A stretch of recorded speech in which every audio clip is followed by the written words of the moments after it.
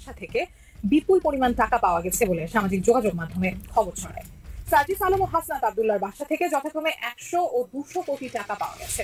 চতুর্দিকে ষড়যন্ত্রের রাজনীতি শুরু হয়েছে। সার্জিসের বাসায় 200 কোটি টাকা পাওয়া গিয়েছে, হাসনাতের বাসায় 100 কোটি টাকা পাওয়া গিয়েছে। হাসনাত আব্দুল্লাহকে অতি দ্রুত গ্রেফতারও করতে যাচ্ছে সেনাবাহিনীর প্রধান, কারণ পুলিশকে ভয় পাচ্ছে না, আর পুলিশকে এই সমন্বয়কারীরা কোনো ভ্যালু মনোকার দেখাচ্ছে না।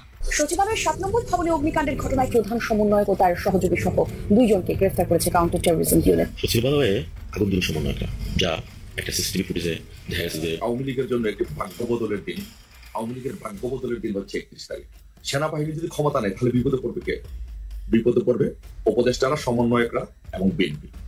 সংবিধানের পবরচনা করা হলে সরকারের কি হবে, উপদেষ্টাদের কি হবে, তারা কি থাকতে পারবে?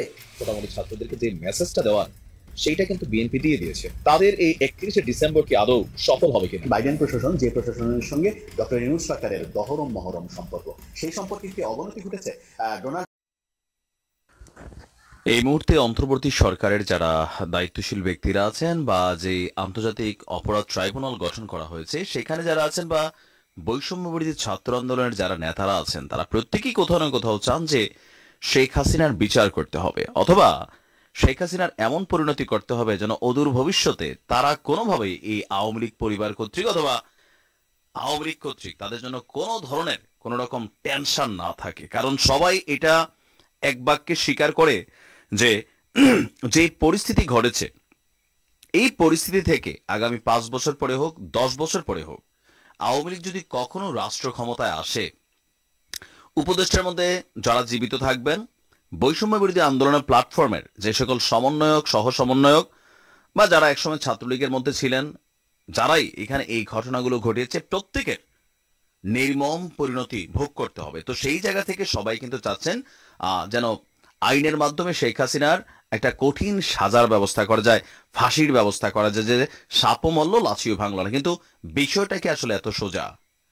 বাংলাদেশ সরকারের যে চিঠি ভারত সরকারের কাছে গিয়েছে, শেখ হাসিনাকে এই চিঠির মাধ্যমে কি আসলে ফেরত আনা সম্ভব? না, সম্ভব না। কেন সম্ভব না বলছি? শেখ হাসিনার হাতে বেশ কয়েকটা অপশন আছে। এই অপশনগুলো তিনি ব্যবহার করলে বাংলাদেশ সরকার তাকে ফেরত আনতে পারবে না। আর এই কথাগুলো আমার কথা না, এগুলা বলা হচ্ছে যে বাংলাদেশের দায়িত্ব পালন করে যাওয়া একজন সাবেক ভারতীয় রাষ্ট্রদূত মহেশ সাচদেব ভারতীয় গণমাধ্যম ANI কে দেওয়া এক সাক্ষাৎকার তিনি বলছেন, বাংলাদেশ এবং ভারতের মধ্যে যে বন্দি প্রত্যর্পণ চুক্তি আছে, সেই চুক্তি অনুযায়ী আপনার এটা মোটামুটি অসম্ভব। কেন? এটি অনেক সতর্কভাবে করা। এই চুক্তিটি রাজনৈতিক ইস্যুতে যে প্রত্যর্পণ আছে সেটাকে প্রত্যাখ্যান করে। তো শেখ হাসিনার ইস্যুটা রাজনৈতিক ইস্যু হিসাবে কিন্তু ভারত দেখছে এবং রাজনৈতিক বিবেচনায় অপরাধমূলক কর্মকাণ্ডকে ফোকাস করে।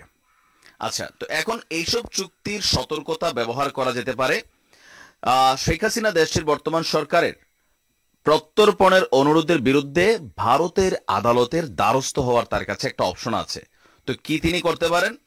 আদালতে তিনি লিখিতভাবে আবেদন জানাতে পারেন যে ভারতের সরকার যদি তাকে বাংলাদেশে ফেরত পাঠায় তার সঙ্গে অন্যায় আচরণ করা হবে, যেটা আমি গতকালকের ভিডিওতে বলেছিলাম। আবার ভারত বাংলাদেশের সরকারকে জানাতে পারে যে শেখ হাসিনাকে ফেরত পাঠানো হয় তার সঙ্গে ন্যায় বিচার হবে কিনা সেই সম্পর্কে তারা নিশ্চিত নয়। তিনি বলছে যে আপনাদের নিশ্চয়ই অনেকেরই মনে আছে যে ভারতের অনেক তালিকাভুক্ত সন্ত্রাসী ইউরোপের বিভিন্ন দেশে আছে এবং নয়াদিল্লির বারবার অনুরোধ সত্ত্বেও তাদেরকে ওই রাষ্ট্রগুলো ফেরত পাঠাচ্ছে না। এর কারণ হিসেবে ইউরোপ বলছে ভারতের বিচার ব্যবস্থা এবং কারাগারগুলোর মান নিয়ে তাদের সংশয় রয়েছে। তো এখন এই পদক্ষেপগুলো অনুসরণ করা যেতে পারে।